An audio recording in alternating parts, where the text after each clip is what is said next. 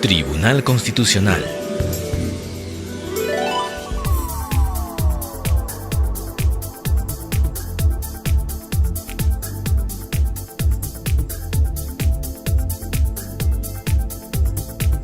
Señor Juan Vergara Batelli, integrada por los señores magistrados Ernesto Abril Miranda y Gerardo Beto Cruz.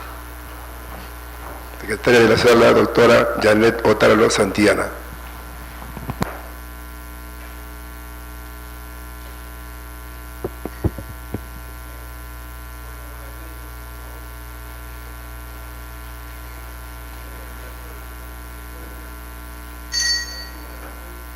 Señor presidente, señores magistrados, muy buenos días. Daré lectura de las causas en las cuales se ha solicitado informe oral. Causa número 5, expediente 1004-2013, proceso de amparo, seguido por Teresa de Jesús Herrera Guivín, contra los jueces de la primera sala especializada en lo penal para procesos con reos libres de la Corte Superior de Justicia de Lima.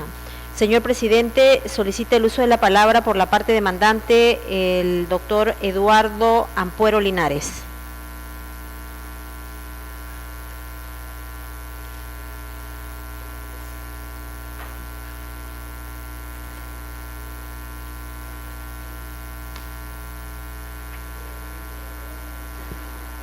Con su anuencia, señor presidente, de los magistrados que integran esta digna sala. Señores magistrados, hemos recurrido en recurso agravio constitucional por la vulneración de los siguientes derechos basado en los hechos que voy a expresar. La vulneración de los derechos son de la tutela jurisdiccional efectiva, el derecho a la defensa y el debido proceso, que se encuentran consagrados en la Constitución Política del Perú, en los incisos 2 y 14 del artículo 139 de la Constitución Política. Los hechos son los siguientes, señores magistrados. Mi patrocinada, la señora Teresa Herrera, junto con su cónyuge, Juan Zúñiga, fueron procesados por un delito ante el 20 Juzgado Penal de hurto agravado, delito contra el patrimonio de hurto agravado. En la tramitación del proceso, en primera instancia, el juez, en este caso una jueza, después de evaluar los hechos y las pruebas que se habían aportado, emitió una sentencia absolutoria. Esa sentencia subió en apelación por parte de la interpuso apelación la Fiscalía, el Ministerio Público, y subió en apelación. Y la primera sala penal de reos libres declaró nula la resolución. ¿Basado en qué? En que no se habían cumplido con actuar algunos medios probatorios. Medios probatorios consistentes en testimoniales. El segundo fue la pericia contable para establecer el monto de lo que realmente supuestamente se había sustraído. Y en tercer lugar, para que se oficie a dos hospitales, al Hospital de la Solidaridad de Comas y al de María Auxiliadora de San Juan de Miraflores, a efectos de que este informe pase al médico legista y emitan un dictamen a efectos de determinar el estado de salud del coprocesado, el señor Zúñiga. ¿Por qué? Porque el señor Zúñiga, al momento de los hechos, o antes de los hechos que le imputan, lo habían involucrado también como partícipe en el delito. Resulta que la señora Zúñiga era empleada de la empresa Inversiones Fármaco y ella estaba encargada de entregar dineros, mejor dicho, de entregar dinero para depositarlos en los bancos, y estaba acompañado de un empleado.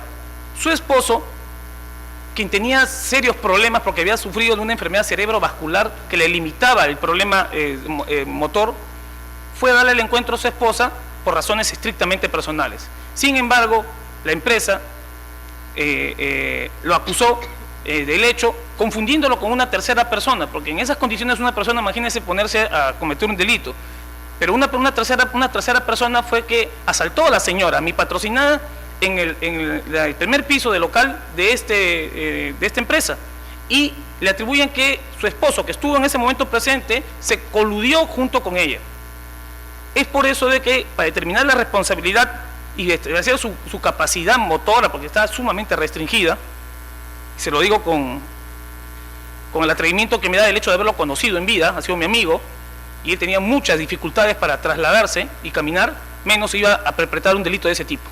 Sin embargo, estas tres pruebas que se solicitaron, las testimoniales, la pericia contable de valorización y la del médico legista con las historias clínicas para determinar su capacidad física, mental de mi patrocinado, que lamentablemente falleció como consecuencia de esta enfermedad cerebrovascular, y por lo cual pues se declaró sobreseída la causa respecto de él, se archivó y se continuó contra mi patrocinada. La sala justamente declara la nulidad de la sentencia absolutoria, pidiendo al juzgado que actúe estas 3 medios probatorios que eran indispensables para efectos de que se pueda corroborar ciertos hechos. Medios probatorios, por supuesto, que eran de suma importancia, sobre todo para nuestra parte. Y la sala no solamente dispone y ordena que se lleven a cabo esos 3 medios probatorios, sino también que dispone que sea otro el juzgado, el llamado por ley, el famoso llamado por ley, de acuerdo al Código de Procedimientos Penales, ¿no? Es decir, que sea este expediente derivado a la mesa de partes para que a su vez nombren a otro juez, porque no se iba a dar lo que se conoce como unas sentencias contradictorias. El juez que recibe ya no es la magistrada que había dictado la sentencia absolutoria, fue otro juez, el doctor Cacique, que es justamente materia de la acción de amparo. El doctor Cacique no solamente no cumple con los mandatos de la sala penal. Yo le advierto al doctor Cacique respecto de esta circunstancia y le dije que sin IVA, que mande el expediente a mesa de partes para que lo redistribuyan y llegue a otro juzgado, que es otro juez el que se encargaría de ver el famoso llamado por ley. No lo hizo. Interpuse nulidad respecto a eso y después tuve que apelar de esa incidencia. Sin embargo, el doctor Cacique no llegó a actuar ninguna de las 3 pruebas que había ordenado la primera sala penal con reos libres. Lo que dio lugar justamente a que después llamara inmediatamente a sentenciar. Es decir, violó abiertamente y desacató completamente lo que la sala había dispuesto. La condenó, doctor, la condenó a 4 años de pena privativa de libertad, por 3 años de prueba suspendida, y le puso 800. Interpusimos una apelación, por supuesto, doctor Vergara, interpusimos la apelación con la indignación de que un magistrado no puede vulnerar pues el debido proceso, no puede vulnerar el derecho a la defensa.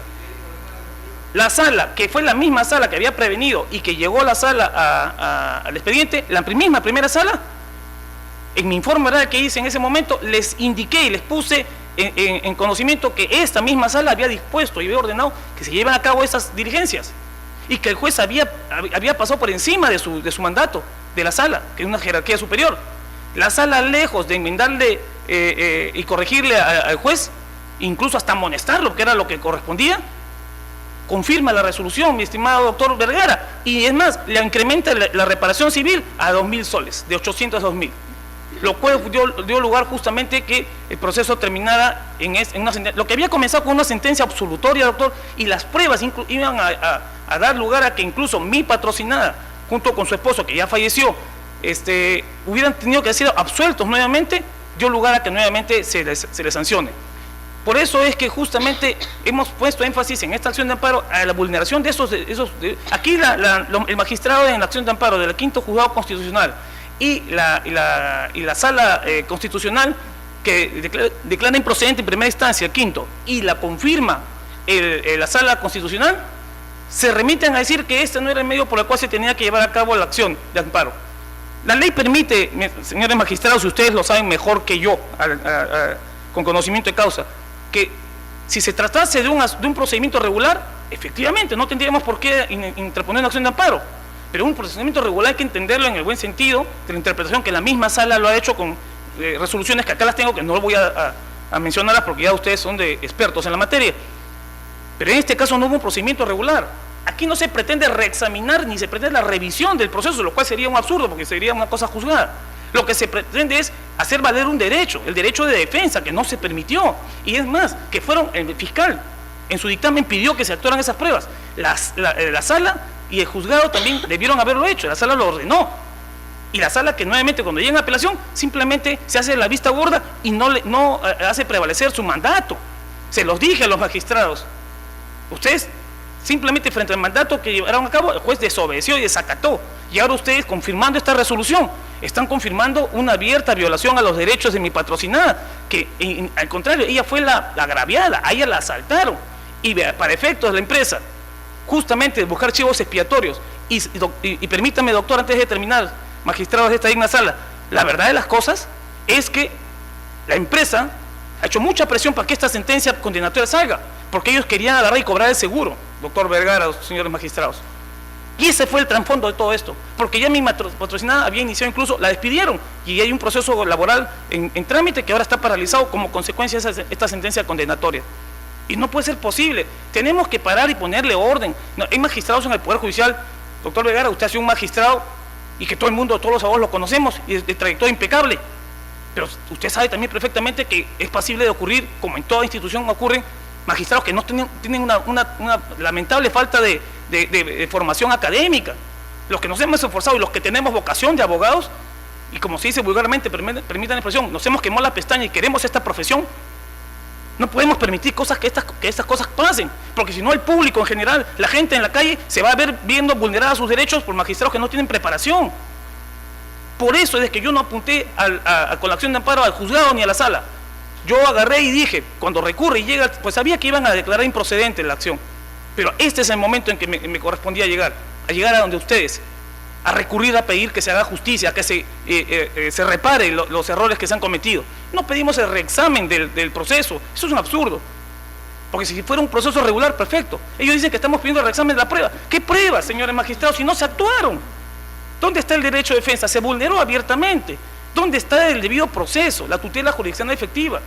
Mandato de la misma Poder Judicial, que lo incumplió el juez y lo volvió a incumplir, y simplemente se hicieron de la vista gorda los magistrados. Por eso, señor presidente, doctor Vergara y señores magistrados, pido que se declare fundada esta acción de amparo, porque los hechos que he explicado están claros y están explicados tanto en mi acción de amparo, en mi pedido de acción de amparo, demanda, como en la apelación y en el recurso de agravio constitucional, que ahí me he extendido mucho más, con antecedentes de jurisprudencia de este Tribunal Supremo. Gracias, señores magistrados. Causa número 6, expediente 1006-2013, proceso de habeas data, seguido por el Sindicato Nacional de Unidad de Trabajadores de la Superintendencia Nacional de Administración Tributaria, SUNAT, contra la SUNAT. Señor presidente, solicita el uso de la palabra por la parte demandante el doctor John Conza Balbín. Gracias, señor presidente. Señores magistrados, tengan ustedes buenos días. Bien, el recurso de agravio constitucional presentado en la causa está, y que es materia de controversia por la sentencia de vista emitida por la Quinta Sala Civil de la Corte Superior de Lima, viene el fundamento principal en el sentido de que esta vulnera el acceso a la información pública de mi representada, de mi patrocinada, que es el Sindicato de Unidad Nacional de Trabajadores de la Administración Tributaria, SUNAT, en el sentido en que ésta se pronuncia sobre tres aspectos que vulneran totalmente: uno, el debido proceso, y dos, el acceso a la información pública reconocido constitucionalmente. Vamos a ser concretos en este tema. El primer punto está relacionado con que en la sentencia establece de que la SUNAT no está obligada a entregar una información, ¿no?, a la cual no contiene. Los hechos son los siguientes: que nosotros hemos interpuesto la demanda de habeas data, solicitando que se nos expida la constancia de registros, los reportes y marcaciones de todos nuestros afiliados desde el año 2007, ¿no?, hasta agosto del 2009.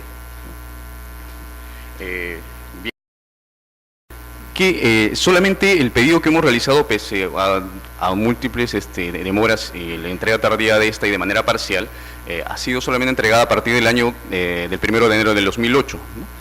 El sustento de esta entrega incompleta es el hecho de que existe un decreto supremo, que es el 004-2006 TR, el cual limita para el tema del régimen laboral privado el tema de mantener en archivo por 5 años, como máximo, los registros, y luego proceder a la destrucción.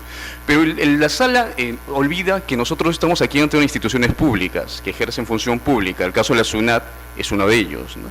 Entonces, la fundamentación contraviene este tipo de análisis y motiva de una manera aparente la sentencia, argumentando de que no resulta exigible porque, uno, ya nos han atendido de manera parcial, o bueno, al menos desde desde enero, que entra en vigencia para el Estado el tema de la entrega de este decreto supremo, y dos, porque a partir de ello no no pueden hacer entrega porque no existe, ¿no?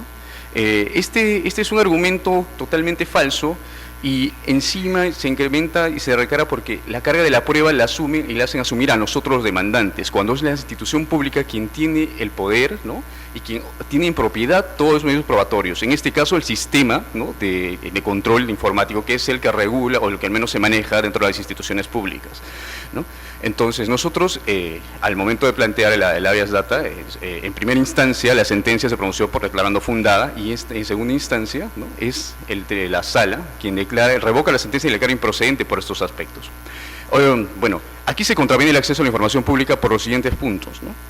El primero es de que la información realmente existe, es la manera en la cual nosotros podemos ejercitar otros derechos, ¿no? fundamentales, ¿no? Es una vulneración total y clara a lo que es el acceso a la información pública.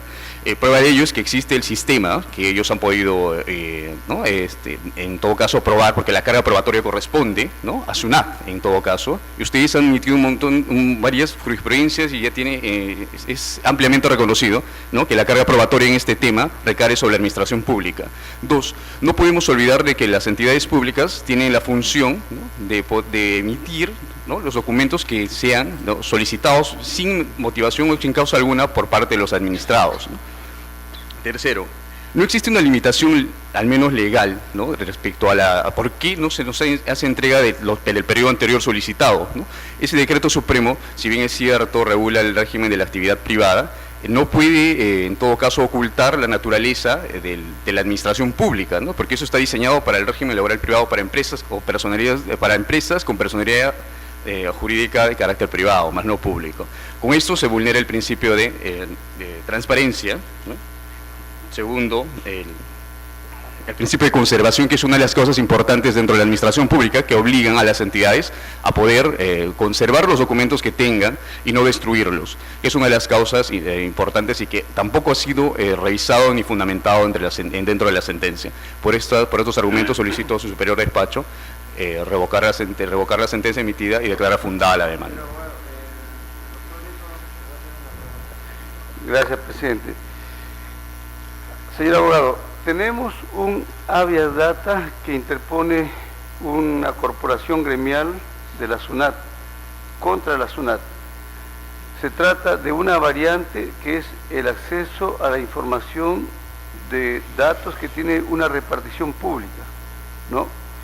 Y hasta donde puedo apreciar, habría una presunta restricción, no por ley, sino por un decreto supremo. Así es, doctor. Esa información que se le ha suministrado, pero parcialmente. Sí. ¿Ustedes están pidiendo de qué año a qué año? Desde el ingreso de los trabajadores hasta el año 2009, agosto. Hasta el 2009. ¿Y se le ha dado hasta qué año? Solamente desde el 2008, ¿no? hasta agosto del 2009. ¿Hasta el 2008? Sí, solo el argumento es de que con la entrada en vigencia de esta norma a partir del 1 de enero del 2008, toda la información anterior no es posible acceder porque hay una restricción sobre este tema.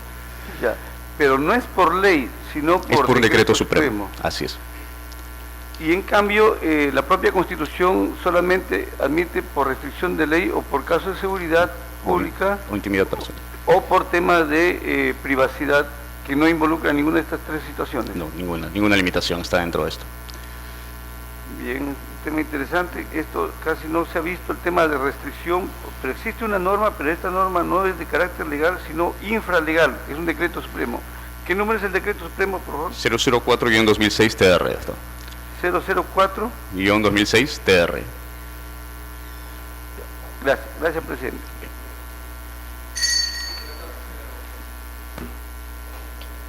Causa número 9.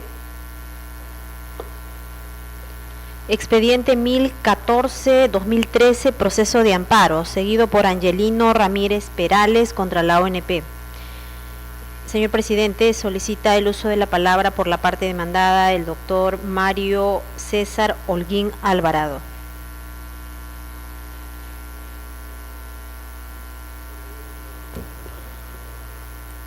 Buenos días, señor presidente. Buenos días, señores miembros del tribunal. Con su autorización, paso a exponer los argumentos de defensa de mi representada en la causa seguida por el señor Ramírez Perales. Tenemos como pretensión demandada que el señor Ramírez Pelales requiere que se declare la nulidad de los actos administrativos que desconocen su derecho a la pensión y en consecuencia se reconozcan todos los años de aportes realizados al Sistema Nacional de Pensiones. A fin de acreditar la pretensión demandada, se presentan 3 certificados de trabajo.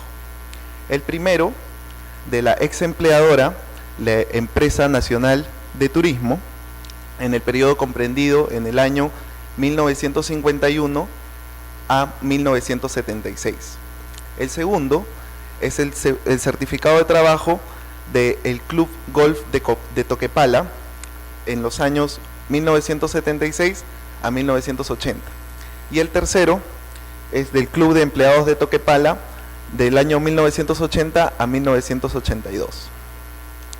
Ahora bien, conforme a la vasta jurisprudencia del Tribunal Constitucional y a los diversos pronunciamientos emitidos en la presente causa, se determina que estos certificados han sido en principio presentados en copia simple. Asimismo, no se ha acreditado la identidad de la persona que suscribe la documentación.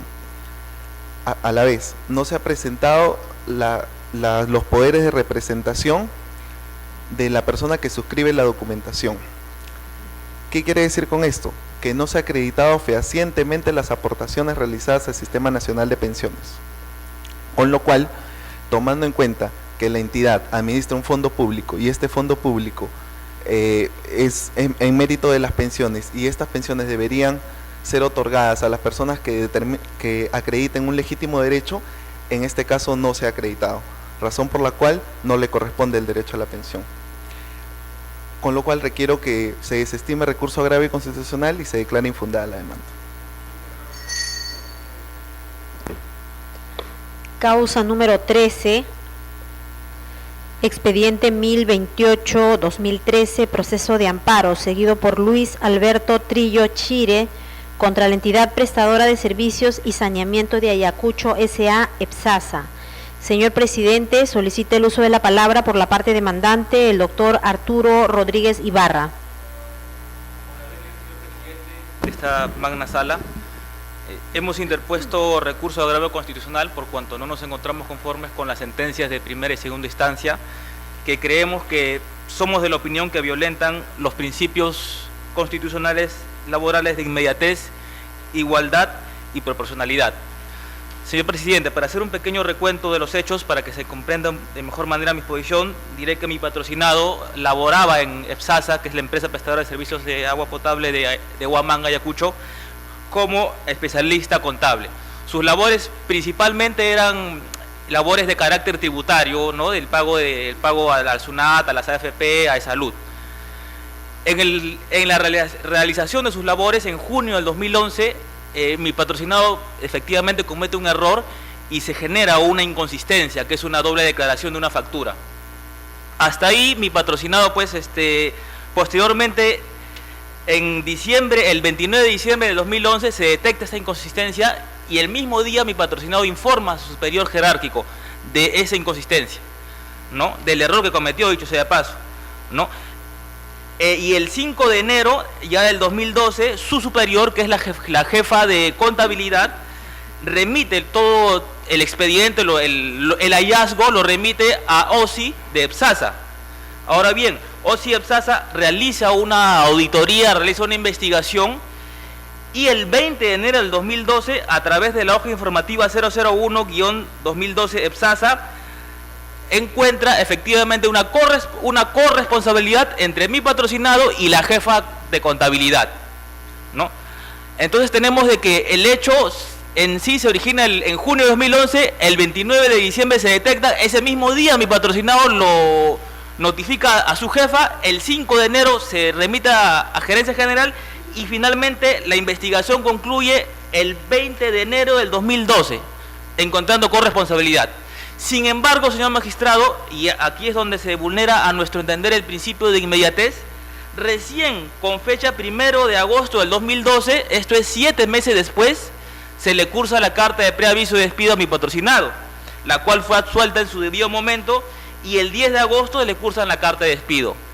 Creemos, señores magistrados, que en este extremo se ha vulnerado el derecho constitucional, el principio de la inmediatez, Es irrazonable que aun cuando ya el 20 de enero el órgano especializado, que es la OSI, detectó la inconsistencia y detectó la corresponsabilidad de ambos funcionarios, recién se haya esperado hasta agosto del mismo año, 7 meses después, para cursar la carta de predespido. Ahora bien, ¿cuál es el error? Y creemos que acá hay también la lesión al principio de congruencia procesal, que nosotros denunciamos en su debido momento también y que no fue acogido por la sentencia. Tenemos de que la sentencia de primera instancia, para desestimar nuestro recurso de amparo, señaló que en cuanto al principio de inmediatez, el empleado dice textualmente, ¿no? Sin embargo, de los acompañados fluye que la acción disciplinaria fue iniciada por el empleador a mérito de la hoja informativa 01-2012, efectivamente, ¿no? Sin embargo, acá dice, remitida mediante oficio 080-2012 de fecha 6 de junio de 2012, lo cual denota que la demanda de amparo incubada por el recurrente se sustenta en hechos controvertidos. Bueno, tenemos, como lo vuelvo a repetir, señores magistrados, la hoja informativa 001 fue del 20 de enero. El oficio 080, según el cual el juzgado de primera instancia señala de que fue a través del cual OSI responde, o mejor dicho, remite los actuados a ABSASA, que es el 080, no contiene la hoja informativa 001-2012, sino que el oficio 080 es más bien una denegatoria que hace la misma OSI frente a un pedido que realiza la entidad para que se revisen los actuados. No entendemos qué querían revisar, qué revisión pedía la ABSASA, por cuanto ya la OSI el 20 de enero había encontrado pues una inconsistencia, había señalado la corresponsabilidad. Entonces es falso como lo señala, o es incongruente como lo señala la sentencia de primera instancia, desafortunadamente recogido también por la segunda instancia, de que recién OSI a través del oficio 080 de junio de 2012 informa de los hallazgos. No, OSI a través del oficio 080 más bien señala que no es posible realizar un reexamen, o sea, se pronuncia sobre otra cosa distinta, porque los hallazgos ya habían sido detectados en enero. Entonces,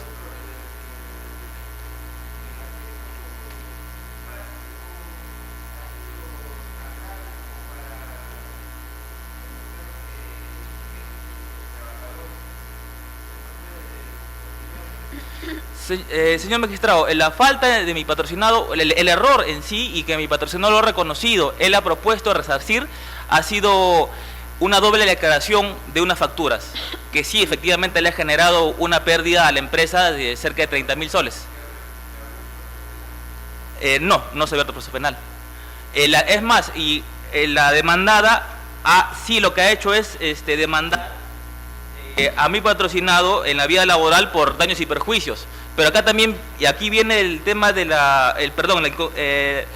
lesión al principio de igualdad, porque aun cuando OSI detectó que eran corresponsables mi patrocinado con la jefa de contabilidad, a la jefa de contabilidad solamente la han suspendido, en cambio mi patrocinado lo han despedido. Es más, en la demanda que hace la empresa contra mi patrocinado y la jefa de contabilidad, que al día de hoy sigue elaborando, pues la misma empresa señala que los dos son corresponsables y hace una demanda solidaria contra ambos. Entonces consideramos, señores jueces, de que no se ha considerado tampoco, dicho sea de paso, que es la primera falta que mi patrocinado falta negligente. Acá no ha habido dolo, acá no ha habido ningún tipo de preparación ilícita, o sea, no hay consecuencias penales. Sí reconocemos que ha sido un error que, bueno, pues creo que es humanamente comprensible. Mi patrocinado ha ofrecido resarcir la pérdida, pero sin embargo creemos que incongruentemente, inclusive pues la sentencia de primera instancia y segunda instancia no ha evaluado eso, ¿no? Tanto el principio de inmediatez, de igualdad, porque se les ha tratado de manera diferente tanto a mi patrocinado como a la jefa, y de proporcionalidad, porque no se evaluaron los antecedentes de mi patrocinado. Muchas gracias, señor magistrado. Causa número 14. Expediente 10.031-2013, proceso de amparo, seguido por Melitón Macario Quispe Conde contra la ONP. Señor presidente, solicita el uso de la palabra por la parte demandada el doctor José Carlos Ramírez del Águila, quien solicita acumulación para efectos de informe con la causa número 36 y 44.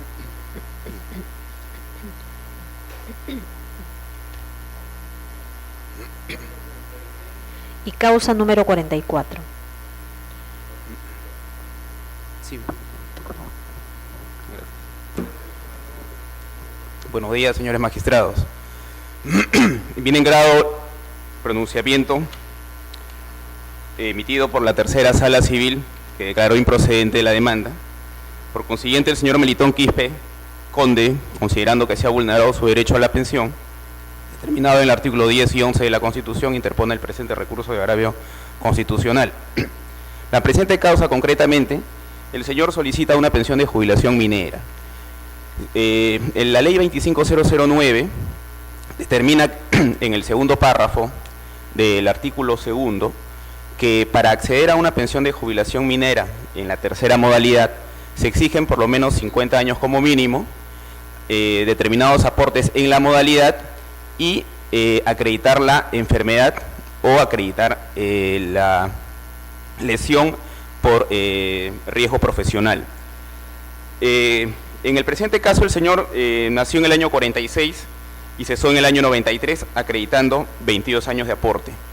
Hasta ahí cumple los dos requisitos primarios que exige esta pensión de jubilación de la tercera modalidad. Sin embargo, en relación al certificado médico que le exige este riesgo, esta enfermedad profesional que determine la toxicidad, que determine la peligrosidad o la insalubridad, se advierte de autos que se anexa un certificado médico del 4 de febrero del año 92, que sin embargo no está emitido por una comisión médica tal como le exige variada jurisprudencia del tribunal y también el artículo 26 de la ley 19990 y el artículo 6 de la ley 25009. Más aún de que el diagnóstico que emite este certificado médico, en el supuesto de que se acredite el contenido del mismo, determina una hipoacusia bilateral. Ello implica de que las enfermedades profesionales deben tener un nexo de causalidad en relación al trabajo realizado.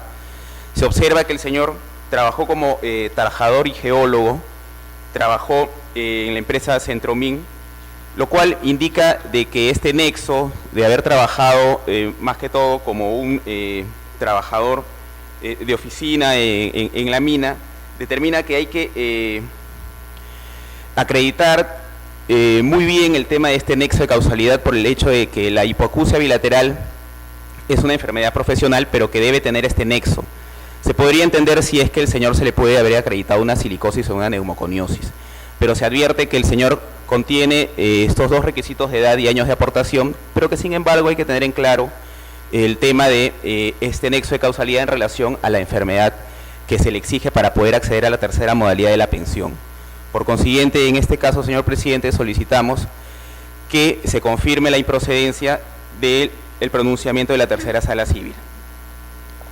El segundo caso, que es el proceso, la causa número 36, nos referimos en este caso a la causa interpuesta por el señor Víctor Bazán Chacón.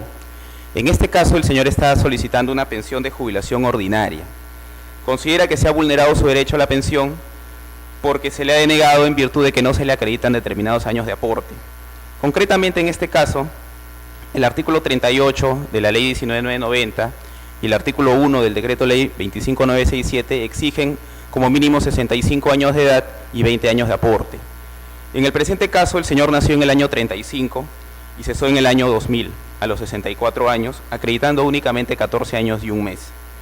Determinada jurisprudencia emitida por este tribunal, como la 4762-2007, exigen que en relación al artículo 70 de la ley del decreto ley 19990, modificado por el artículo 54, el artículo 54 del decreto supremo -11-74 y modificado por el decreto supremo 063-2007F, exigen una serie de requisitos que determinan las exigencias de cómo se deben acreditar estos años de aporte.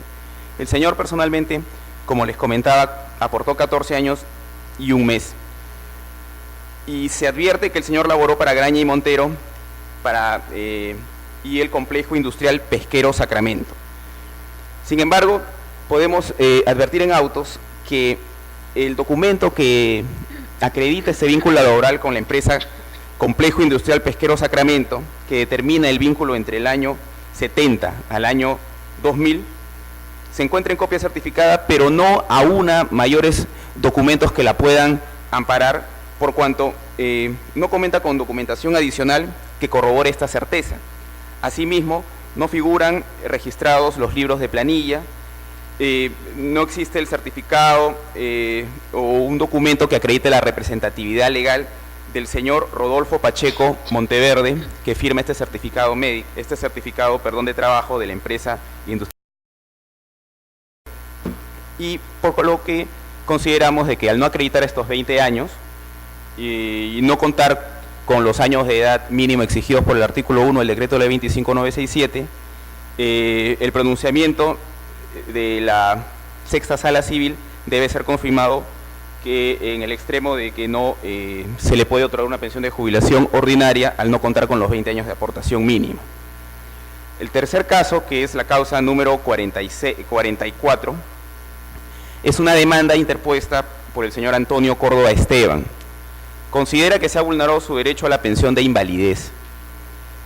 El señor nació en el año 1952 y mediante un certificado médico del 10 de agosto del 2004, se le diagnostica que se encuentra incapacitado.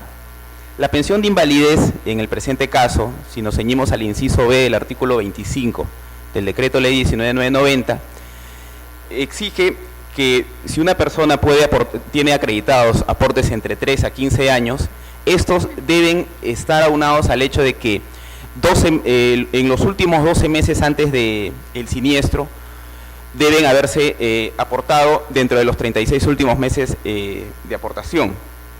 Se advierte que en el presente caso al señor se le reconocen 8 años y 2 meses de aportaciones, lo cual configuraría el hecho de que sí se le podría otorgar una pensión de invalidez. Sin embargo, hay que anotar de que el señor no acredita un mínimo de 12 meses de aportaciones al Sistema Nacional de Pensiones Efectivas dentro de los 36 meses anteriores a la fecha de la incapacidad de este certificado médico que señala el 14 de junio del año 2004. A saber, el señor laboró en este caso para la empresa Velarde Santa María Hermanos entre el año 70 al año 80 y el año 82 al año 88. Se advierte que en este caso estos 8 años y 2 meses que se le reconocen fueron por unos trabajos que hizo para la Municipalidad Provincial de Yauri. Sin embargo, para la empresa Velarde Santa María, como ya comenté, no se le ha reconocido debido a que los documentos que se adjuntan, como la copia de liquidación de los beneficios sociales, no presentan un sello ni firma del empleador, la cédula de inscripciones no tiene la representatividad determinada, no tiene la firma del representante legal. Asimismo, de las boletas de pago no se acreditan que se puedan identificar el responsable que las suscribe, y asimismo se puede advertir de que si bien en este caso el señor está pidiendo una pensión de invalidez y se le está acreditando los 8 años y 1 mes de aportación, lamentablemente el inciso B le exige en este supuesto de que en los últimos 12 meses, en los últimos 36 meses hasta antes del siniestro, debe acreditar fehacientemente un aporte de 12 meses para poder gozar de esta pensión de invalidez. Por consiguiente, consideramos de que el pronunciamiento venido en grado de la quinta sala civil debe confirmarse en relación a que declaró improcedente la solicitud de pensión de invalidez por no contar con el requisito exigido en el inciso B del artículo 25 del decreto de ley 19990. Muchas gracias. Causa número 16. Expediente 10.050-2013, proceso de amparo, seguido por Dora Hualparimachi Gutiérrez contra la ONP. Señor presidente, solicita el uso de la palabra por la parte demandada, la doctora Lafur.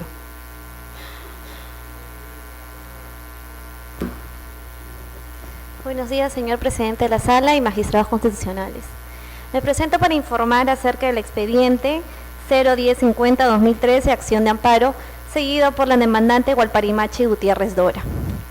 Señor presidente, lo que el demandante pretende en el presente proceso es que se declare nulidad de la resolución administrativa 1454-2009 del 20 de abril 2009, denegatoria de su pensión de jubilación y en consecuencia solicita el otorgamiento de su pensión de jubilación adelantada. Señor presidente, como bien sabemos, para el otorgamiento de una pensión de jubilación adelantada es necesario contar, para el caso de las mujeres, con 50 años de edad y 25 años de aportes al Sistema Nacional de Pensiones. Que de los autos se advierte que la demandante nació el 2 de marzo de 1948, por lo que cumplió los 50 años de edad el 2 de marzo de 1998, contando en la actualidad con el requisito de años de edad. No sucediendo lo mismo con el requisito de años de aportes, pues conforme se advierte en la resolución impugnada, solo acredita a la demandante 15 años y 11 meses de aportes, por lo que no le correspondería el otorgamiento de su pensión de jubilación adelantada en aplicación del artículo 44 del Decreto Ley 19990.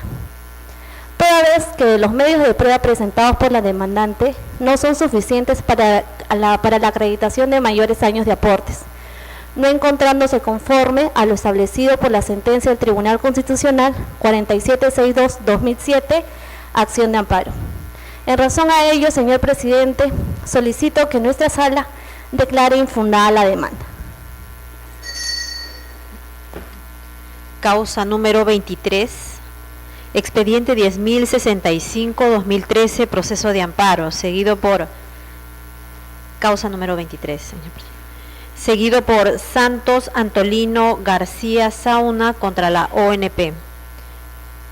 Solicita el uso de la palabra por la parte demandada la doctora Ana María Villaseca Hernández.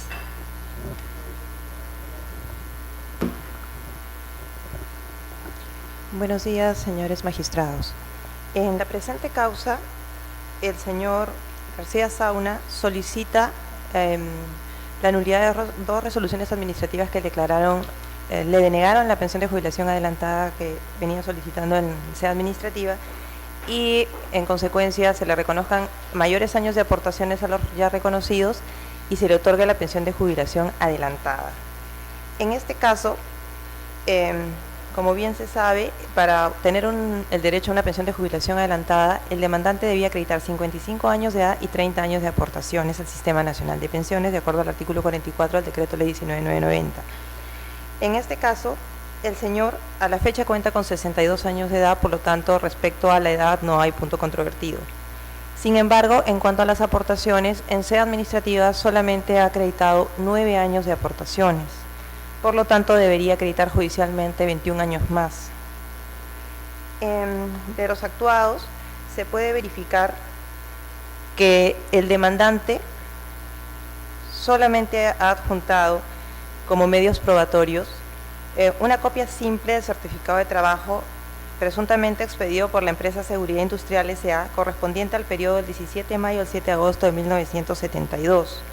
Una copia simple del certificado de trabajo expedido por Industrias Vencedor S.A. por el periodo del 29 de septiembre al 18 de diciembre del 72.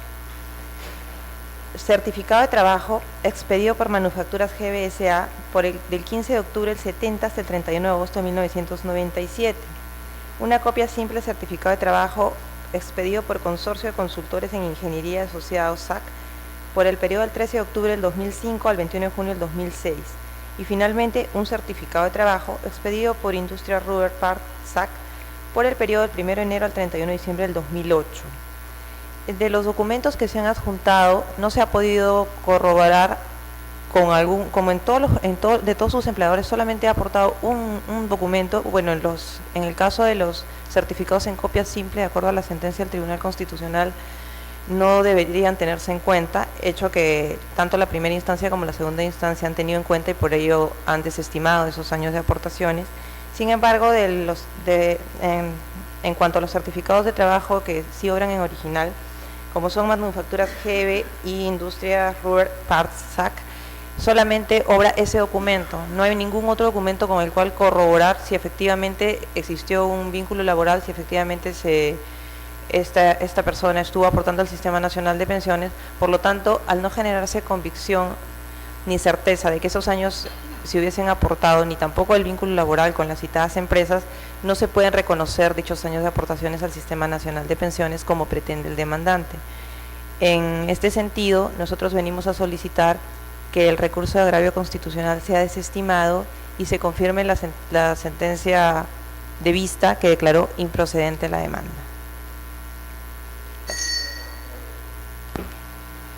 Causa número 26, expediente 1072-2013, proceso de amparo, seguido por César Alfaro Sánchez Tirado, contra el juez del Juzgado Mixto de Santa Apolonia de la Corte Superior de Justicia de Cajamarca. Señor presidente, solicita el uso de la palabra la demandada, la doctora Lucía Rosa John Lee, quien va a informar en causa propia, y solicita el uso de la palabra también por la Procuraduría Pública del Poder Judicial, la doctora Lisbeth Martínez Aguilera.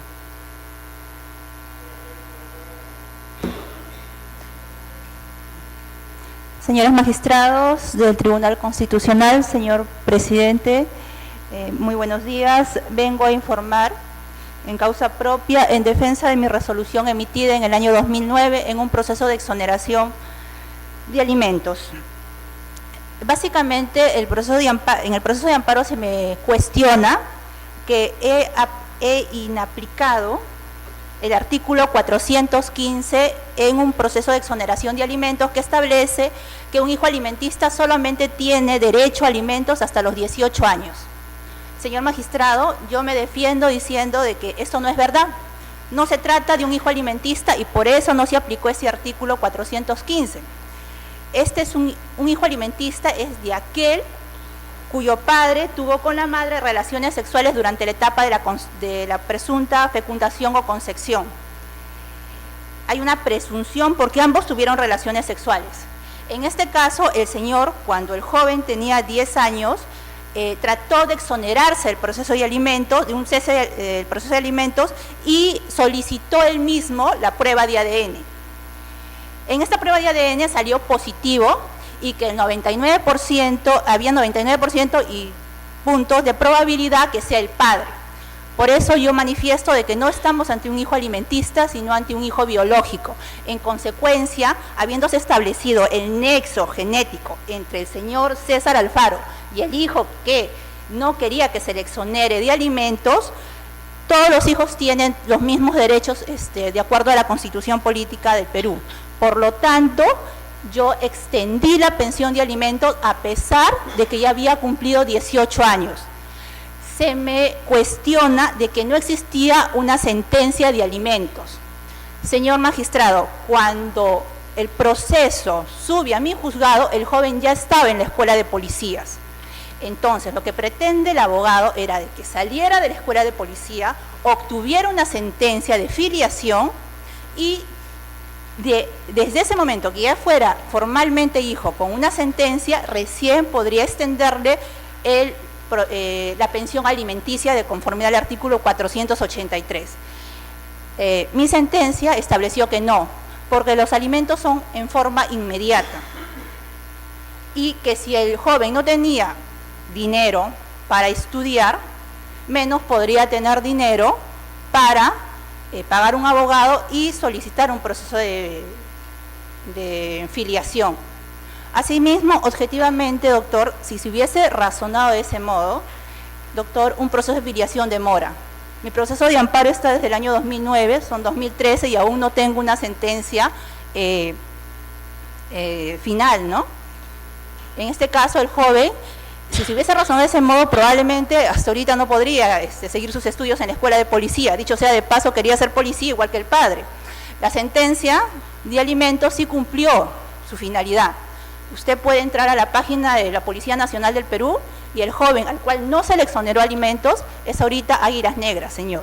Y también está brindando servicios en la Policía Nacional de Cajamarca. Eso es todo, señor. Por lo tanto, yo solicito que el recurso de agravio constitucional se declare infundado y se declare improcedente de la acción de amparo. Gracias. Sí, señor. Muchas gracias, presidente. Entonces, se trata de un amparo que interpone este señor César Alfaro Sánchez contra una resolución judicial. Esta resolución judicial fue sobre un proceso primigeniamente de alimentos, Exoneración de exoneración de alimentos, porque presuntamente era un hijo alimentista. Sí. Y luego se verifica en el proceso mismo de que era realmente, por el ADN ya era probado que era un padre biológico. No, doctor, a mí me llega la exoneración de alimentos y él, cuando el chico tiene 18 años, él a los 10 años ya se había querido exonerar el cese de alimentos y se hace una prueba de ADN. Está en un expediente, no es un peritaje de parte del chico. Está en un expediente y se le declaró que no procedía el cese de alimentos porque la prueba de ADN había sido positiva y se había entablado la relación genética entre ambos. Cuando se le pregunta en mi juzgado por qué no proceden a hacer la afiliación, la señora, que es campesina en Cajamarca, me dice que no, porque no tenían dinero. Y no se trata de una pensión de 1.000 o 1.500 soles, es el 20% del sueldo de un policía, que es aproximadamente 200 soles. Pero la exoneración de alimentos. Y usted emitió una resolución improcedente, desestimativa. Desestimativa y que siguiera la pensión de alimentos. Y se confirmó la pensión de alimentos. Yo soy segunda instancia en ese caso, por eso es que viene de amparo. De juez de paz a juez de primera Exacto. instancia. Y dígame, ¿y este señor, el hijo, es ya mayor y es policía en estos momentos? Claro, porque desde 2009 que yo emití la sentencia han pasado 5 años, entonces ya ¿Es sí, policía? Actualmente es policía, es Águilas Negras. Ya, interesante, muy interesante. Está en la Nacional del Perú. Gracias, presidente.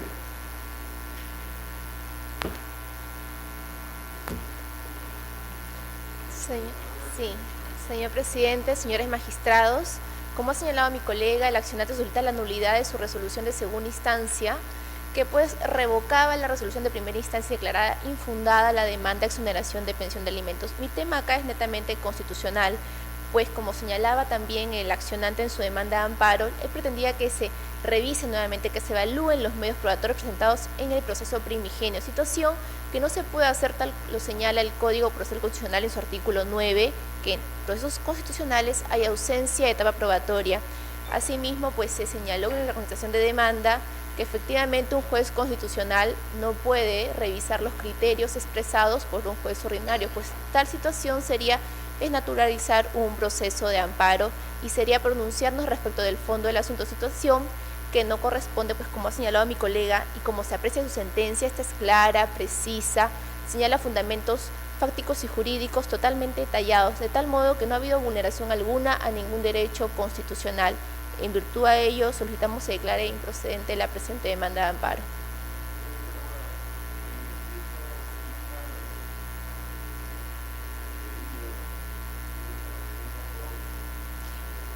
Perdón, sí.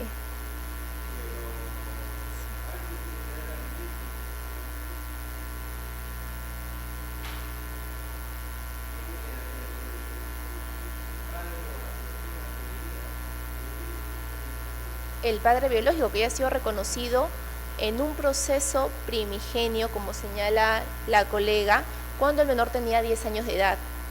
O sea, a pesar de haber un pronunciamiento, vuelve a entablar otro proceso igual con las mismas partes.